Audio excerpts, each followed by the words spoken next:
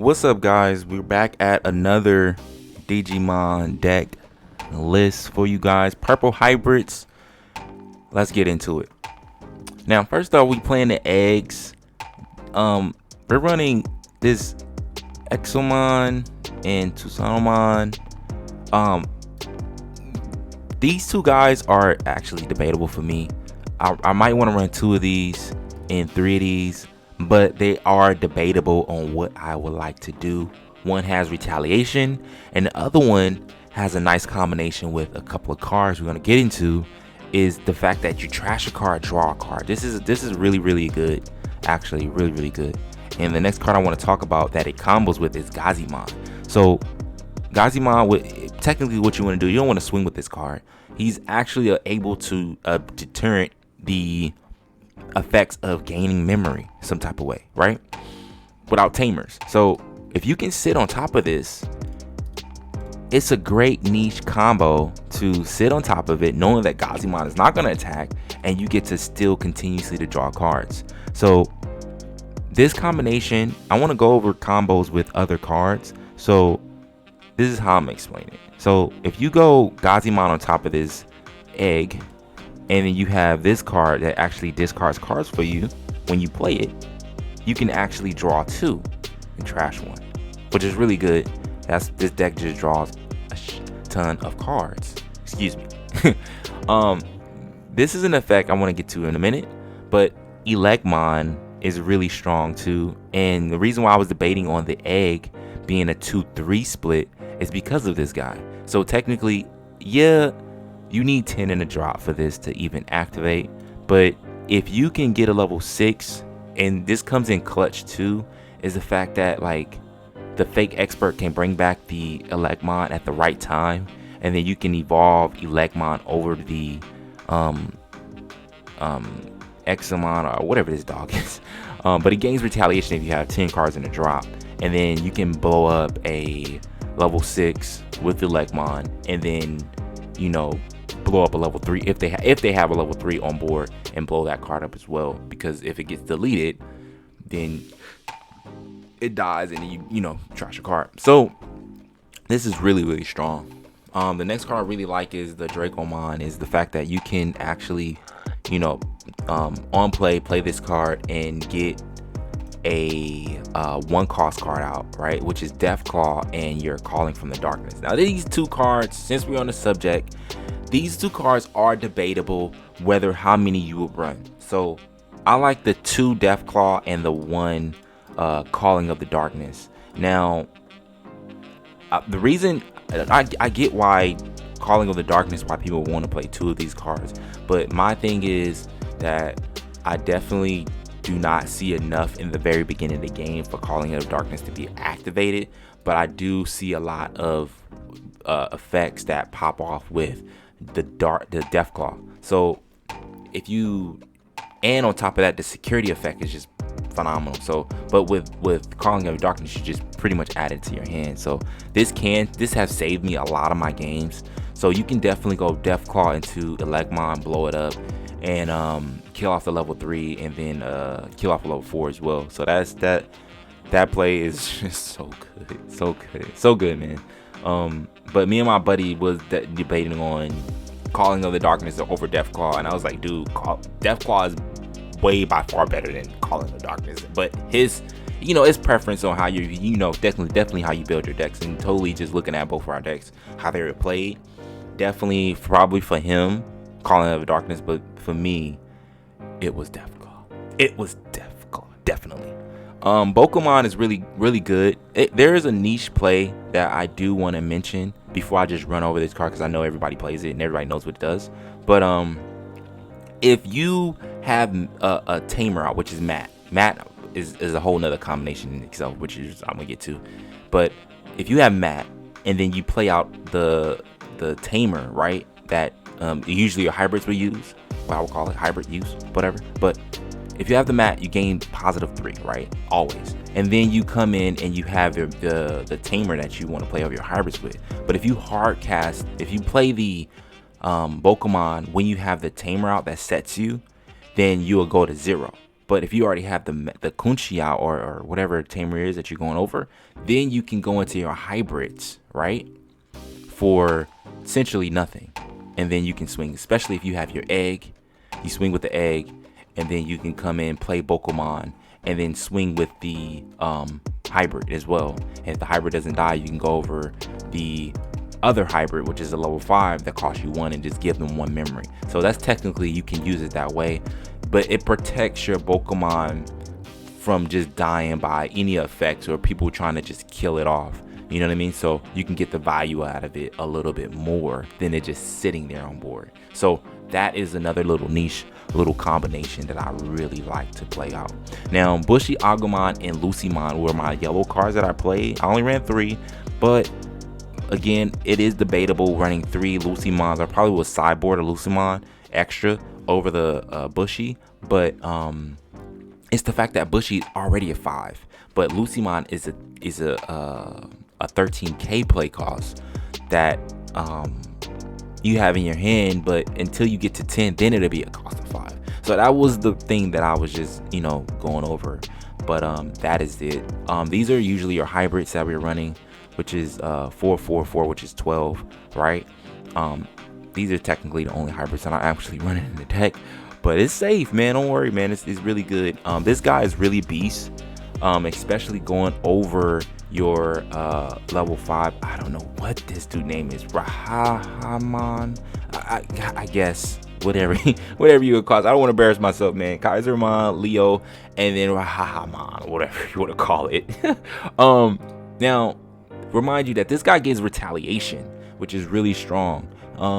The fact that you can go retaliation into this guy, he gains the retaliation now until the next turn, and then you can swing at a Digimon, blow it up, and after you do that, you get to play a tamer. So the one that was under him, you get to play it. So you get to either, like I said, Matt was really strong that you can actually replay your mats, get your purple cards back, and get your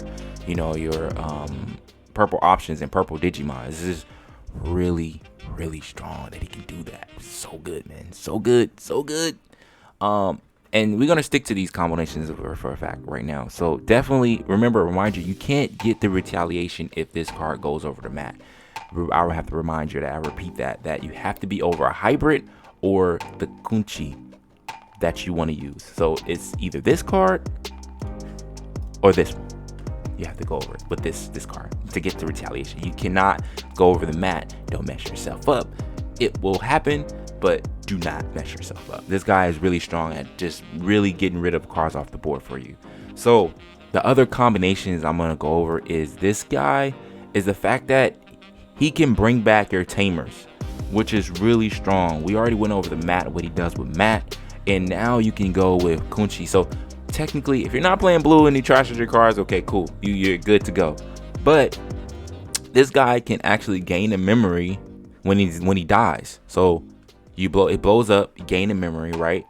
And if you have Analog Youth, everybody knows what Analog Youth does. If you don't, you get to look at the top 3, grab a Digimon card that you want, and then trash the rest. But if your level 5 dies, you gain a memory. So technically, you gain 2 memory from there, and it doesn't stop there. We're gonna go to the next combination card with this play is the Nihogmon. Actually, when this gets trashed, you get to gain another memory.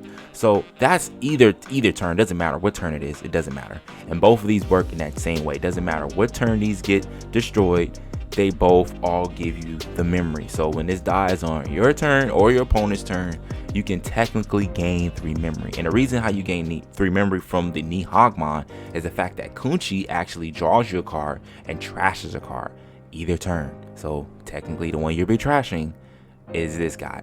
You can do it when you want to. You don't have to. You definitely want to trash other cards, but that is the play and that is the combination. Now the next one is the Lucimon combination. Is I'm running 2 Lucimons and just one of the Dead or Alive, but having a 3-2 it just was too much. 2 Dead or Alive and then 3 Lucimon. It was just too much, man. It was just too much. This is good the way it is. And the reason why I like the 1-ofs is because these are all needed cards in the beginning of the game. So I'd rather have just one of these in later in the game than having like 2 of these and making sure I see it almost in mid game. But they do come up often enough. Like Dead or Alive is a 1-of. Calling of the Darkness is a 1-of. Like I said, the debatable thing. And Matt are 1-ofs because I definitely don't want to play the Mats and then Dead or Alive early in the game. These are just no's. So if you have multiple of these, it's a big no for me. And early in the game, it's just like, dude, I don't have anything in my drop right now. Why do I have it? It's dead. I don't have any 5 drops in my drop right now. This is dead. I don't have anything to blow up or get back in my drop. It's dead. So those are the reasons why I ran them at 1-ofs. Even this, I don't have any 1s. It's dead. So those are the analogies that I ran with, and it's been killing it. Now, the one I want to begin with is the purple memory boost, because remember, I only have 1 map, and I definitely want to have the memory boost. And the counteract people trying to counter my stuff, I have to run their Legmons to blow up their 3s, their Gazimon plays, their the blue one that stops memory, the purple one, it's all of them that stops it. I need to get those off to get my plays off. All right, so to gain the memories, I need to get that off. So that's why I ran the Elecmon and the fake Agumon expert to keep continuously to get this Elecmon into play. It's important, very important. Now, and we went over that. We wanted something that actually can, Anubismon is actually the person that can, like, you know, check 2 cards in just 1 turn. For me personally, it's a check 2. It's like a security check 2 because you get to evolve it, swing with it, and then you get to rush your opponent down by 2. So it's a technically check 2 for me. If they blow something up off the board, cool. But I love this card by far because it has won me quite a bit of games. You can bring back, you know, you can combo this on play this, you know, on, you know, get this, delete something again, play your Gazimons, get this deleted, you know, I wouldn't probably get that, but, you know, playing back Bokomons or double Bokomons and Lucimon. Dude, it's so freaking good. So good. And this is what, $83 now? Oh no, that's crazy. But yeah, that is yeah, amazing. The next one is this guy. You can actually delete level 4s when you digivolve it. I love digivolving effects. I can't knock it. I love digivolving effects. Now on deletion, if you how many times you get to play a lot of level 3s. Now this doesn't have a color requirement, just as well as Anubismon doesn't have a color requirement. So that's why we're able to play the Lucimons or any of your level 3s that you want to bring back, and then just replay them. So this deck actually just recycles everything, and you can combination. Purple has so many kind of combinations, man, out there. So guys, this is not just it. So trust me, purple is amazing. People just might not see it, or people are seeing it, and the people that don't know it, it's good. Now when Troupamon dies, of course, we went over the Deathclaw and the Calling of the Darkness. You can definitely go Deathclaw, blow it up, because sometimes this guy just doesn't want to die. You know, 12k is 11k, 10k dies, but 12k just doesn't die. So that's pretty strong. You definitely need something to blow that card up. So that's why we're still running these guys to keep bringing some of these back, you know, and the mats bring them back. This is a beautiful, beautiful thing. And I believe that's it for the list, man. I hope you enjoyed it. You know, if you guys got comments, leave your comments. Wait. Before you leave comments, you have to subscribe before you leave the comments. I'm not saying you can't comment, but just subscribe before you leave your comments. Yet again, net deck for the win.